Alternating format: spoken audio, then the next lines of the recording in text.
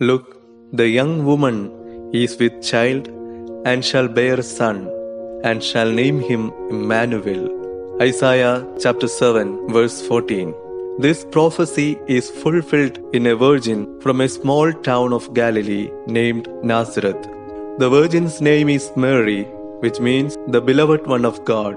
Now, the angel Gabriel is announcing the good news to Mary about the birth of the Messiah, Son of God. The name Gabriel means God is Almighty. He himself is disclosing the good news on the nativity of the Son of the Almighty God. In the letter to Hebrews, chapter 10, verse 5, we read, "When Christ came into the world, he said, 'Sacrifices and offerings you have not desired, but a body you have prepared for me.'" God's choice is like that. He chose Mary, a poor and humble woman from a forbidden place, Nazareth, as the mother of his only son. In Psalms chapter 138, verse 6, we read, "For though the Lord is high, he regards the lowly."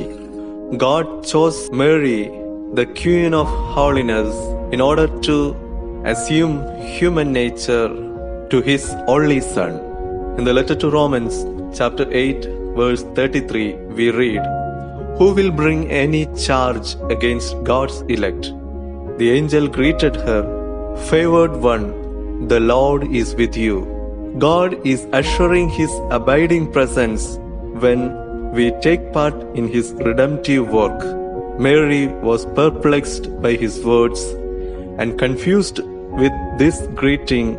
"Do not be afraid, Mary, for you have found favor with God, and now you will conceive in your womb and bear a son, and you will name him Jesus."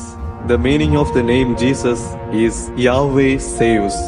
The angel narrates about the coming of child as the Redeemer of humankind, foretold by the prophets.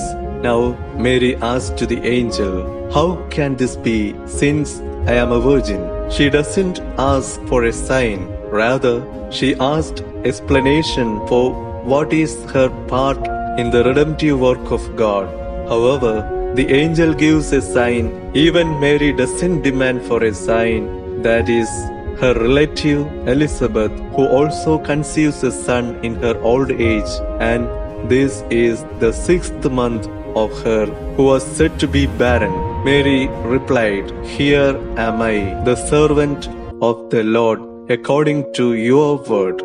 This consent, or her fiat saying, caused the salvation of the whole humankind. She believed whatever professed by God would be fulfilled by himself.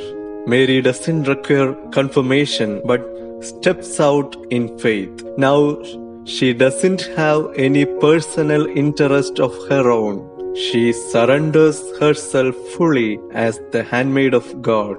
As the famous biblical scholar Raymond Brown says, Mary's response qualifies her as Jesus' first disciple. In Psalms chapter 40, verse 8, we read, "I delight to do your will, O my God. Your law is within my heart." God's favor didn't bring prosperity or comfort to Mary, because favor with God is like a two-edged sword. God offers mercy, but not a life of ease. Mary had to undergo heart-piercing experience throughout her life, as she had been accompanying her son on the way to Calvary. But never she lost her faith, for she believed nothing is impossible with God. She received the word of God not with head, but with heart. In Psalms chapter 37, verse 5, we read, "Commit your way to the Lord, trust in him, and he will act." Amen.